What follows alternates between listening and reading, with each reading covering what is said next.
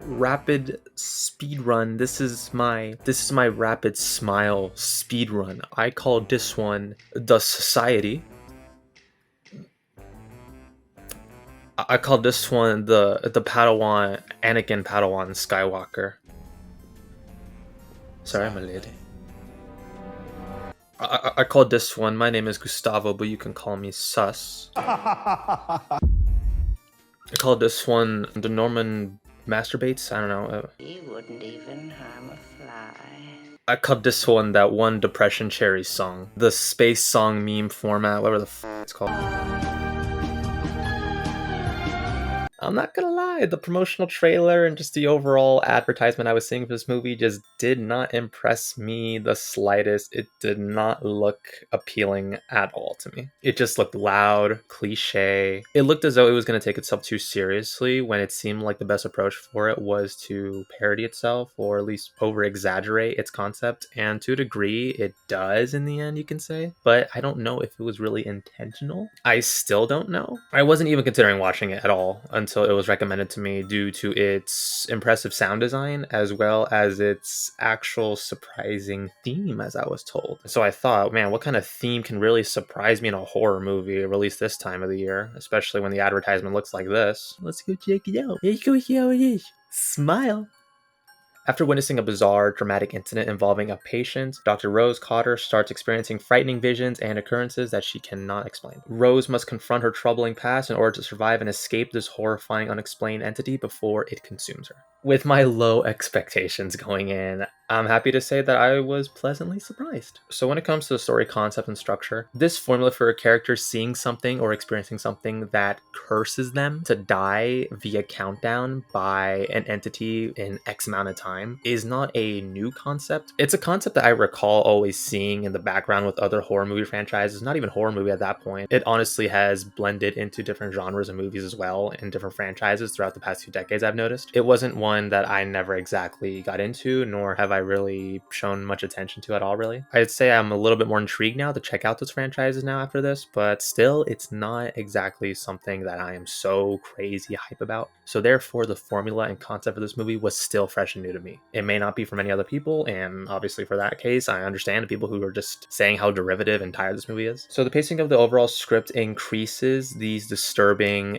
visions or disturbing sequences, you can say, which is, of course, as you see in the advertisement, random people that give off a very off-putting smile who then ultimately kill themselves in front of a victim who then this entity, whatever this unforeseen entity is, latches onto that person and then it moves on as if it's some sort of virus. Eventually, it just consumes whoever the next person is until eventually they start to see visions and eventually they themselves begin to smile. And then they themselves kill themselves in front of another person and so on and so forth, domino effects. Our main character that was experiencing all this, the state of her mind was slowly decaying with each of these sequences and you could see and tell just how much it's really starting to mess with her. And it was a natural progression, but I felt like by the end, my brain was starting to turn off at that point because it really started to go really, really big with the scare sequences, as some may call. Some scare sequences really went so far to the point where I found myself predicting the setup and even the framing of what was going to be jumping out or popping out. By the time that jolts of loud audio and creepy imagery took place, I found myself actually more so chuckling to myself or actually laughing out loud, more so than actually feeling afraid at these attempted scares while others around me were screaming. So maybe I'm just a complete psychopath at this point. I will reestablish my rules of what makes jump scares effective for me. An effective jump scare to myself is one where whatever it is that is scaring our character specifically, is it something that is actually actively going after our character immediately in that very moment. I've already mentioned before on how the fake out jump scares where it's something that we're not supposed to be afraid of, nor is the character, and it's like, oh, you scared me, but it's actually a friendly entity. I hate that. I think it's just a waste of time. Even having our antagonistical entity do a jump scare only for it to go away immediately without any immediate actions or repercussions happening to our character is also pretty lame. What is going through the mind or what's the plan of this entity? Is it just deciding to just prey on fear like Pennywise or something? Does it gain power from causing fear upon people? Is it just looking to just mess with people and just pop out, be like, hey, hello, I'm here. All right, I'm gonna see you now. I'll see see you. I'll see you in the next one. Wouldn't it make more sense for that first scare for it to immediately start going after our character? I mean, it usually does, right? For side characters, supporting characters, goes after them and kills them right then and there. Why is that just always a trope in horror movies? It's just so funny at this point. It's just very predictable writing at this point. In terms of performances, I thought the lead performance was very strong and selling just how much she thought that she was going crazy at first, but then soon enough, everybody else around her started seeing her as crazy while she was very convinced that everything she was seeing was real. That stark contrast between how we started with her, between how we ended with her, she just felt like a completely different character by the end, and it just felt actually natural, and it felt just like a natural digression to the human mind and just how this type of shit will absolutely detriment and absolutely destroy one's mental health and mental well-being. It honestly felt like this was a borderline psychological horror movie at times at the best moments. Some performances, though, were certainly very cheesy, or I'm going to use the word misdirected, possibly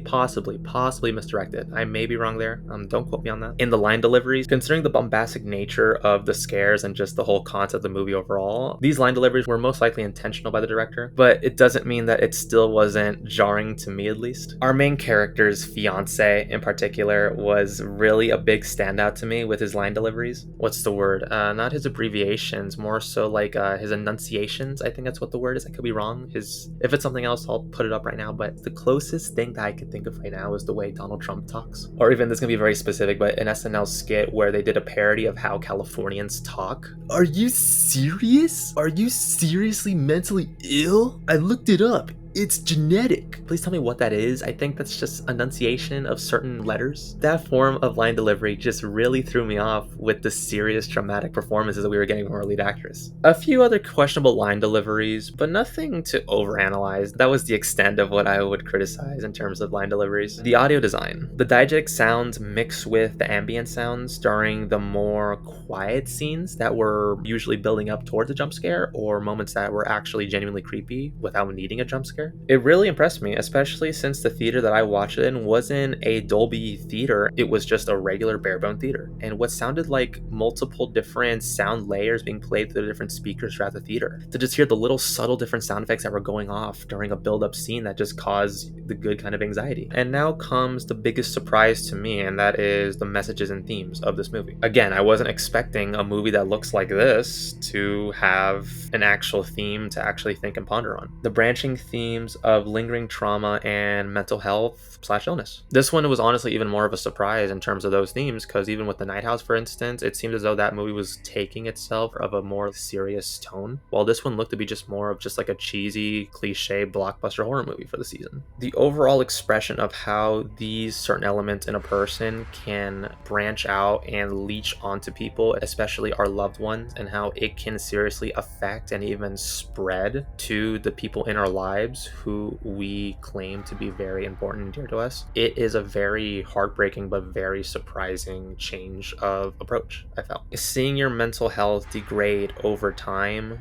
for it to just drive away the people you love because they can't stand to see you that way, was prevalent here, and I was not expecting it here at all. It also tackles on how mental illness can be spread genetically, passes on family member to family member, and we don't have any control over that. Well, the one control is that just stop having kids, but subject for another day. Seeing it just destroy the relationships of our main character just again hit home, and is something I'm sure a lot of people can relate to, I'm sure, unfortunately. And by the end, the climactic sequence of this supposed entity, where we actually got to see a physical embodiment of what this thing was. What is this thing that is consuming people and making them do these creepy smiles before killing themselves? What really is it? All it really did was actually just take the embodiment of our main character's mother, one that who she lost to suicide, that has just haunted her throughout her life at this point. We see it take the form of her mother, and through the form of her mother, it takes on just a monstrous form, which then consumes our main character. A physical nightmarish form that was very much reminiscent again of that old lady entity from Barbarian, as well as that old lady from It Chapter 2. I don't know if it was just a really sick coincidence that these entities were just designed the same when these different productions were occurring. I don't know if they share ideas off each other or if they really had no idea. It's interesting that it's there. It really just embodies something that was in the uncanny valley between human and non-human, and it consuming our character physically by literally crawling into her mouth, I felt was just a powerful metaphor for how all of this happens lessons on how something that happened to the mother can genetically pass on to her daughter, and this was how it was represented, and this is how it was played out. Consuming her on the inside and ultimately winning, for me personally, was icing on the cake. I know people don't like unhappy endings, people don't like endings where the villain wins, but I can't really think of a better ending for this movie. If there was an actual conclusion with it, I think it just wouldn't have been warranted or earned, because since it's already established so many different themes of how mental illness can just take so much from us, why give them a happy ending where they combat it? These things can linger and stay with us for a lifetime. By the end of it, the way we win, at least according to how I read it from this movie, the way we win is just by not giving in to those tendencies of offing ourselves. Even that doesn't feel like a win to us, it just feels like neutral ground. That's just my take on it. I could be wrong. If you have any other takes on it, please let me know in the comments. The biggest plot hole by the end of this movie for me was, if none of this was meant to be taken as a metaphor or as a symbol, and this was actually some literal physical entity that was just leeching off of people's misery and suffering, then what is the history and context behind this entity if that's the case? Again,